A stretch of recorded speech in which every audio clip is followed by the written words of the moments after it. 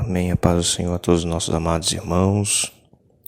Aqui quem vos fala é o pastor Luiz Carlos, da Igreja do Brasil para Cristo, da cidade de Bonfinópolis.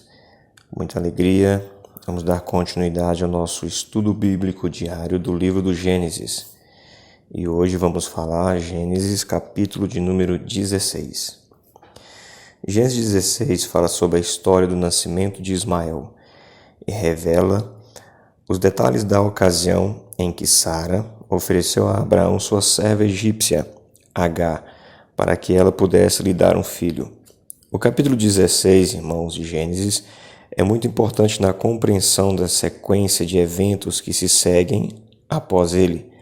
Além disso, Gênesis 16 é um dos textos bases utilizados pelo apóstolo Paulo no Novo Testamento em sua carta aos Gálatas, para explicar que os crentes não estão mais sobre a servidão do pecado e debaixo da maldição da lei.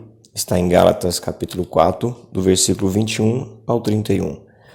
Paulo enxergou uma importante alegoria no drama familiar de Abraão, que começa a ser narrado em Gênesis 16, ou seja, os eventos históricos registrados neste capítulo tiveram também um significado mais profundo. Nós vamos ver 4 deles, irmãos. O primeiro, Sara oferece Agar a Abraão para que ele pudesse gerar filhos. Está em Gênesis 16, do versículo 1 ao 3. O segundo, a intriga entre Agar e Sara, dos versículos 4 até o 6. O terceiro, o anjo do Senhor fala com Agar no deserto, do versículo 7 ao 14. E o quarto, o nascimento de Ismael, do versículo 15 ao 16. O plano de Sara. Em Gênesis 15, lemos sobre como Abraão estava preocupado, pois ele pensava que teria de fazer de seus servos o herdeiro de sua casa. Mas Deus firmou uma aliança com ele e lhe prometeu uma descendência. A questão é que já era de idade avançada e sua esposa era estéril. Então, Sara demonstrou toda a sua impaciência diante da sua impossibilidade de gerar filhos. Ela ofereceu a Abraão sua própria serva. Essa era Agar, uma mulher egípcia. Ela não era escrava comum, mas uma serva pessoal da esposa do chefe da casa. É possível dizer, irmãos, que Agar estava com Sara como Eliezer estava com Abraão. Apesar de ser uma prática completamente estranha aos nossos dias, à época naquela região, um homem garantia sua descendência através de uma serva. Era comum isso, irmãos.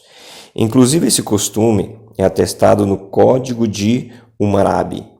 Mas o filho gerado da escrava era considerado pertencente à esposa legítima. Está em Gênesis 16, versículo 2, que diz assim: Disse Sarai a Abraão: Eis que o Senhor me tem impedido de dar à luz filhos. Toma, pois, a minha serva, e assim me edificarei com filhos por meio dela. Então, no entendimento de Sara, ela pensava que poderia resolver a situação de sua família recorrendo a esses antigos costumes, mas Deus já havia prometido a Abraão uma grande descendência. Isso significa, irmãos, que Sara agiu de forma inconsequente, como se Deus precisasse da ajuda para cumprir sua promessa. Ela tentou cumprir a aliança de Deus com Abraão através de seu próprio plano. Segunda parte, a intriga entre Agar e Sara, está nos versículos 4 ao 6. Definitivamente, o plano de Sara teve sérias consequências. De fato, Agar conseguiu conceber do esposo de Sara, mas imediatamente também teve origem uma rivalidade dentro da casa de Abraão, que se estendeu ao longo da história. Gênesis 16 diz que assim que Agar percebeu que havia concebido de Abraão, ela desprezou Sara. A gravidade da atitude de Agar é enfatizada pelo escritor de Gênesis. A palavra hebraica aplicada por ele é traduzida como desprezou. Também pode significar amaldiçoou. Ao ser desprezada por Agar, Sara recorreu a Abraão e lhe contou o que estava acontecendo. Então Abraão lhe respondeu que ela tinha total autoridade sobre Agar e poderia fazer o que de melhor parecesse. Daí, o texto bíblico diz que Sara humilhou Agar e ela fugiu para o deserto. Está lá no livro do Gênesis 16, o versículo 6.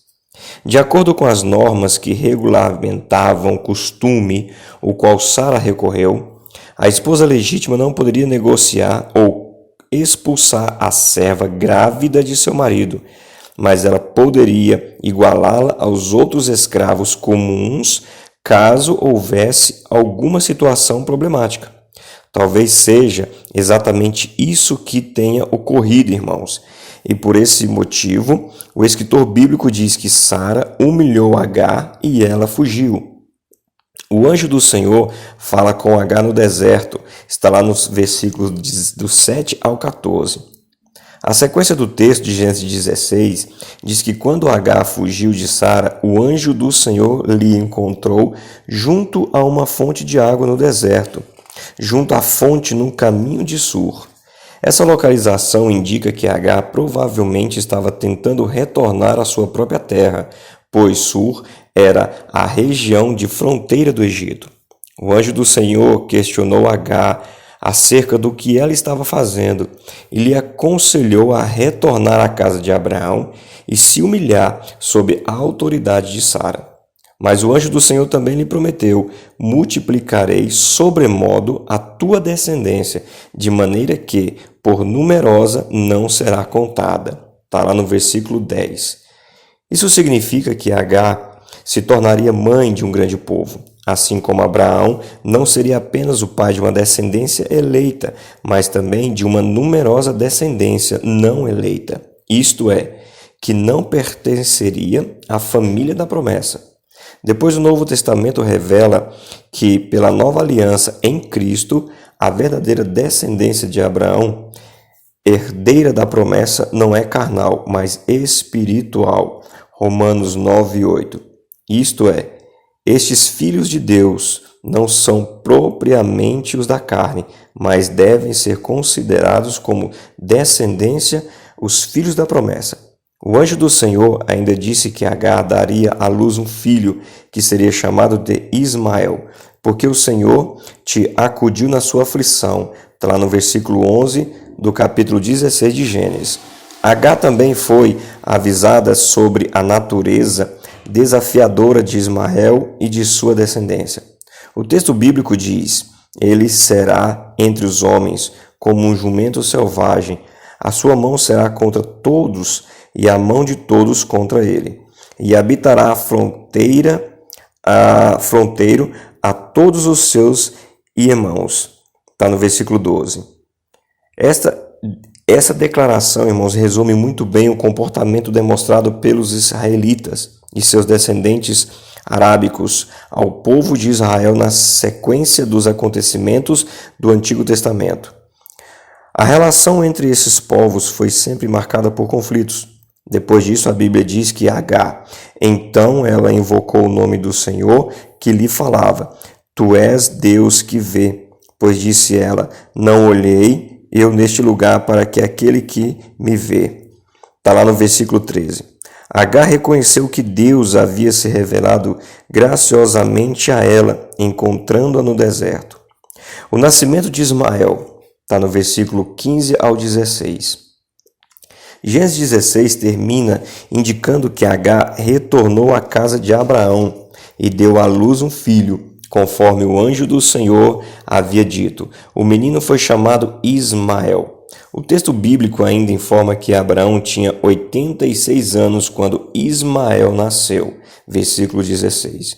Isso significa que já havia se passado 11 anos desde que Abraão tinha saído de Irã.